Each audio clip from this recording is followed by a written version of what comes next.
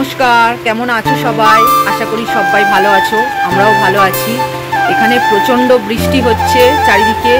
এই দেখো, সেই কালকে পরশুদিন থেকে বৃষ্টি হচ্ছে সমানে একটানা। এখনও বৃষ্টি তো থামছে না, মাঝে মাঝে থামছে, কিন্তু চারিদিকে জল দাঁড়িয়ে গেছে। দাঁড়াও, আমাদের পাশে যে পেয়ারা বাগান আছে সেটাই তোমাদের দেখাবো কতটা ডুবে গেছে। এই মাঠটা পুরো জলে থই থই করছে, এক কোমর কিংবা বুক সমান জল হয়ে যাবে। ফের আবার খুব মুষলধারে বৃষ্টি শুরু হয়ে গেছে। এই দেখো, চারিদিকে জল দাঁড়িয়ে গেছে। বাড়ির সামনের যে রাস্তা আছে জল ওঠেনি, আর একটুখানি বাকি আছে, এইটুকুনি মতো বাকি আছে। এটুকুনি মানে ডুবে যাবে মনে হচ্ছে। আজকে সারাদিন বৃষ্টি হলে সমানে বৃষ্টি হয়েই যাচ্ছে। বাড়ির পিছনে একটা পুকুর ছিল, সেটাও ডুবে গেছে। সেটা ডুবে গিয়ে মাঠের সঙ্গে পুকুর পুরো লেভেল সমান হয়ে গেছে একদম। মানে চারিদিকে এতটাই জল দাঁড়িয়ে গেছে। মেন রাস্তায়, স্কুলের সামনে, ব্যাংকের সামনে জল দাঁড়িয়ে গেছে। জল আর যাচ্ছেই না। আর এই দিকটা দেখো কতটা জল দাঁড়িয়ে গেছে। ফুল তো আর তোলাই যাচ্ছে না। রাস্তা এই দিকটা ডুবে যাওয়ার মতো হয়ে গেছে, মানে আমাদের বাড়ির সামনেটা। আবার ওই দিকটা তো উঁচু, ওই দিকটা অতটা ডোবে না, কোনো বছরই ডুবে যায় না, রাস্তায় জল ওঠে না। কিন্তু এবছর কি হয় দেখি, সব গাছপালা সব মরে যাচ্ছে। সমানে একটানা বৃষ্টি হয়েই যাচ্ছে। পায়রাগুলো এবার শেটের তলায় লাইন দিয়ে বসে আছে, অন্ধকার লাগছে, সব লাইন দিয়ে বসে আছে। এইরকম যদি আর একদিন বৃষ্টি হয় তাহলে আমাদের ঘরের মধ্যেই জল ঢুকে যাবে। আমাদের ঘরটা অনেকটা উঁচু করেই করা, মেন রাস্তা যে আছে তার থেকে অনেকটাই উঁচু করে করা। কিন্তু যা দেখছি, এইরকম টানা যদি একটানা বৃষ্টি হয় তাহলে আমাদের ঘরের মধ্যেই জল ঢুকে যাবে। এখনও ঢোকেনি জল। দেখি আজকে কি রান্না করব, ভাবছি খিচুড়ি করব, নয় দুপুরে করব আর নয় সন্ধেবেলায় করব। চলো পায়রাগুলোকে একটু খেতে দিয়ে দিই। ওরা তো কোথাও যেতে পারছে না, নইলে ওরা বাইরে একটু যায়, কোথাও গিয়ে একটু আধটু খেয়ে আসে। কিন্তু আজকে তো বেরোতে পারছে না, ওই ঘরেই দিতে হবে বারবার খেতে। আর এই জায়গাটা একটু শুকনো আছে, এই জায়গাটাতে আয় আয় আয়।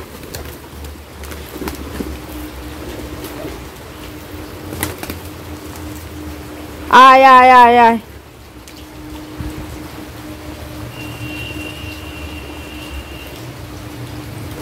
খেতে দিয়েছি, ওরা খাওয়া শুরু করে দিয়েছে। ব্যাস, শেষ হয়ে গেছে খাবার। 2-4 মিনিটের মধ্যেই খাবার শেষ। কি হয়েছে, আবার খাবি? ওই দেখো কৌটোর উপরে বসে আছে, খাবে আবার। কি অবস্থা দেখো, আবার ঘুরছে দলে দলে। আবার খেতে দাও।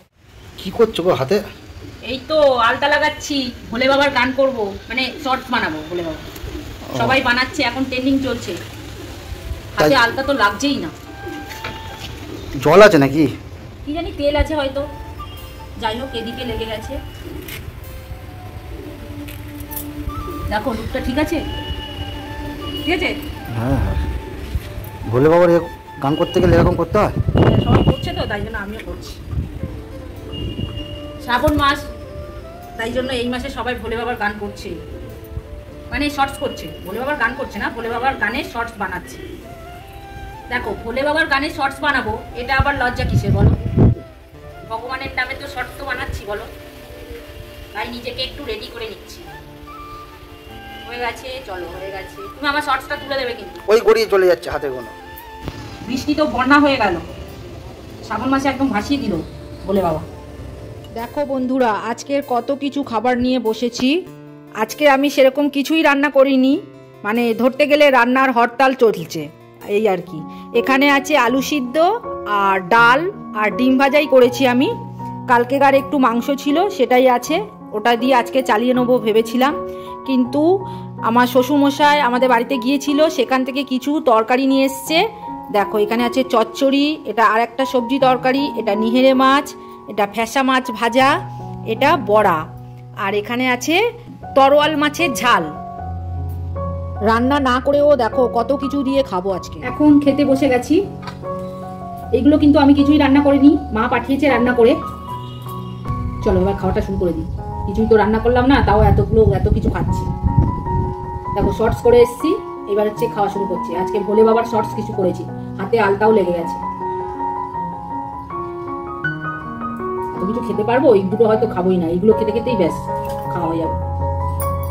ভাত কিছুটা তুলে রাখলাম, অতটা খেতে পারবো না।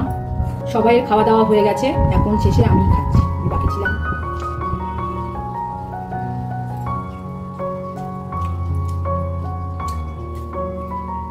হচ্ছে সবজি তরকারি,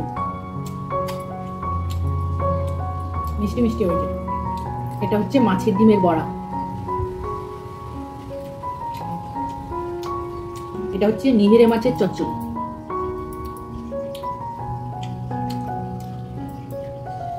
এটা আছে ফ্যাসা মাছ ভাজা।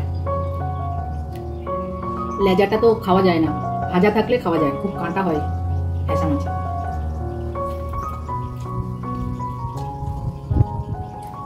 সারাক্ষণ তো বৃষ্টি হচ্ছে, মেঘলা ভাব। তাহলে চলো এখন খাওয়া দাওয়াটা সেরে নেই, আবারও ফিরে আসছি। দেখো এখন সন্ধে হয়ে গেছে, টিফিন বানাবো। আজকে দুপুরে তো কোনো রান্না তোমাদের সাথে শেয়ার করতে পারলাম না, তাই আজকে টিফিনটা বানাবো, সেটাই তোমাদের সাথে শেয়ার করব। দেখো এখন আলু চচ্চড়ি বানিয়ে নিচ্ছি। তেলের উপরে একটা শুকনো লঙ্কা আর কালো জিরে ফোড়ন দিয়ে দিলাম। এইবার নুন হলুদ দিয়ে একটু ভাজা বসিয়ে দিয়েছি। টিফিনটা কি বানাবো একটু পরেই বলবো, দাঁড়াও আলু চচ্চড়িটা আগে করে নিই। আলু এদিকে হালকা করে কষে নিয়েছি, এবার জল দিয়ে দিলাম, দিয়ে ঢাকা দিয়ে দিয়েছি। আস্তে আস্তে আলুটা ওদিকে হতে থাক। এখন আমি ময়দা মেখে নেব। আজকের বানাবো এগ রোল। দেখো কিভাবে আমি বানাই সেটাই তোমাদের সাথে আমি শেয়ার করব। এখানে 1.5 বাটি মতো ময়দা নিয়ে নিয়েছি, ওর মধ্যে নুন আর চিনি দিয়ে দিলাম, আর তার সাথে একটু তেল দিয়ে দিলাম, দিয়ে ভালো করে শুকনো ময়দা, চিনি, তেল, নুন একসাথে মেখে নিয়েছি। শুকনো ময়দা মাখা তো হয়ে গেছে, এইবার অল্প অল্প করে জল দিয়ে ময়দাটা আমার ভালো করে মেখে নিতে হবে। ময়দা মেখে একটা ডো বানিয়ে নিয়েছি। এদিকে একটা কাণ্ড হয়ে গেছে, কারেন্টটাই চলে গেছে, তাই এমার্জেন্সিটা জ্বালিয়ে বাকি কাজটা আমি করে নিলাম। ময়দাটা তো মাখা হয়ে গেছে, ওর মধ্যে একটুখানি তেল দিয়ে ঢাকা দিয়ে একটু রেখে দিলাম। এদিকে আবার কারেন্ট চলে এসছে। দেখো এখন আলু চচ্চড়িটাও প্রায় হয়ে এসেছে। একটু শুকনো শুকনো করে আলু চচ্চড়িটা আজকে বানাবো। এখন গোলমরিচ গুঁড়ো করব। এগ রোলে গোলমরিচ গুঁড়ো দিতেই হবে, তাই ছিল না, শেষ হয়ে গেছিলো, তাই একটুখানি গুঁড়ো করে নিলাম। এখনও সমানে বৃষ্টি হচ্ছে।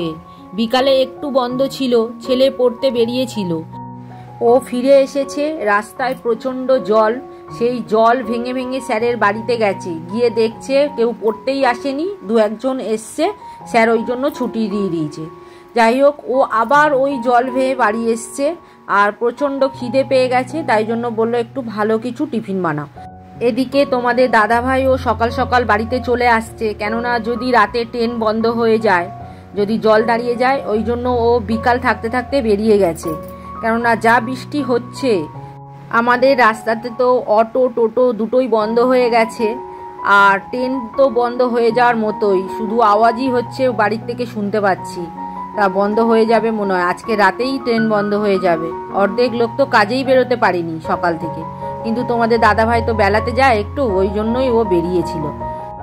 এদিকে দেখো পরোটা আমার বেলা হয়ে গেছে, অনেকটা বড় বড় করেছি, ময়দাগুলো মানে গুটিয়ে ছোট হয়ে যায়, ওই জন্য একটু বড় বড় করে বেলে নিলে তাহলে সুবিধা হয়।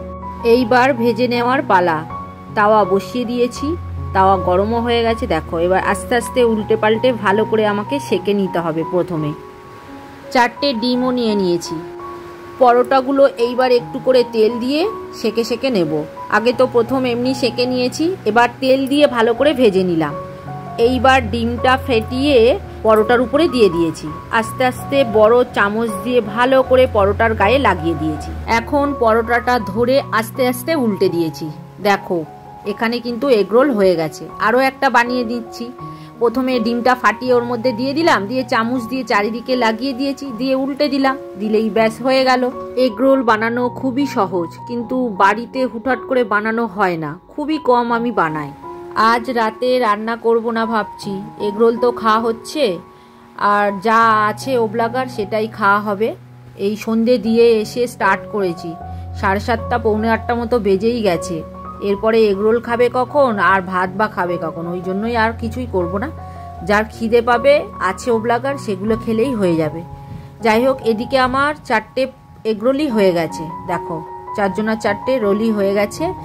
এটা তো ভাজা হলো, চলো এইবার রোল বানানোটাই তোমাদেরকে দেখাবো কি কি দেব। প্রথমে রোলের মধ্যে একটুখানি আলু দিয়ে দিলাম, আর তার মধ্যে কুচনো পেঁয়াজ দিয়ে দিলাম। এখন কুচনো শসা দিয়ে দেবো, আর কাঁচা লঙ্কাও দিয়ে দিলাম। তার সাথে একটুখানি নুন দিয়ে দিলাম, যেহেতু কাঁচা লঙ্কা দিয়েছি খুব ঝাল হয়ে যাবে গালে পড়লে, আর গোলমরিচ গুঁড়ো দিয়ে দিলাম, তার সাথে একটু লেবু দিয়ে দিলাম, সব শেষে সস দিয়ে দিলাম, দিয়ে আস্তে আস্তে মুড়িয়ে নিলাম।